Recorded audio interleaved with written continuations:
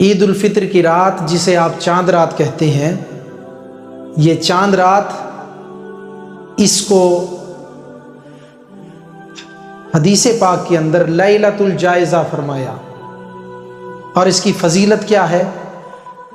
اس رات میں بھی نوافل پڑھنے چاہیے، اس میں بھی عشاء کے بعد کچھ نہ کچھ عبادت کرنی چاہیے، کیونکہ اب جو تراویح پڑھتے تھے وہ عبادت تو کم ہو گئی ہے نا، تو کم از کم آج کے دن تو کوئی اضافی عبادت ضرور کرنی چاہیے نا۔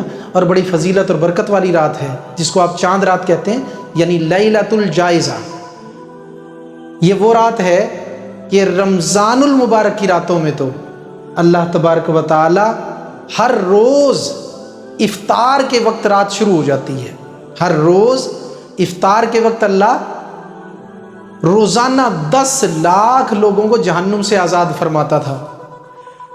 ہر رات رمضان المبارک کی 10 لاکھ لوگوں کو جہنم سے آزاد فرماتا تھا، لیکن اب یہ جو لیلۃ الجائزہ ہے، جتنی راتوں میں سارے 10 لاکھ آزاد فرمائے، اتنی تعداد کے برابر اللہ تبارک و تعالی اس رات میں آزاد فرماتا ہے جہنم سے۔ جہنمیوں کو، جن پر جہنم واجب ہو چکی، ان کو جہنم سے آزاد فرما دیتا ہے۔ یعنی اگر 29 راتیں ہوئی تو اس حساب سے روزانہ 10 لاکھ، یہ ہوئے 2 کروڑ اور 90 لاکھ، اور اگر 30 راتیں ہوئی تو 3 کروڑ۔ تو اب یہ تو ہوئے نا 2 کروڑ 90 لاکھ یا 3 کروڑ، 2 کروڑ 90 لاکھ یا 3 کروڑ۔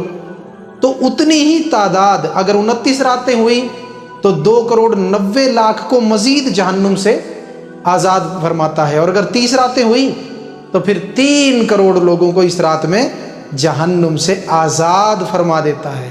لہٰذا اس رات میں اللہ کا شکر ادا کریں اور امید رکھیں، روزہ دار جنہوں نے روزے پورے رکھے، تراویح پڑھتے رہے، عبادت کرتے رہے، وہ اللہ کی رحمت سے ضرور امید رکھیں کہ اللہ ان لوگوں میں ہمیں بھی شامل فرمائے۔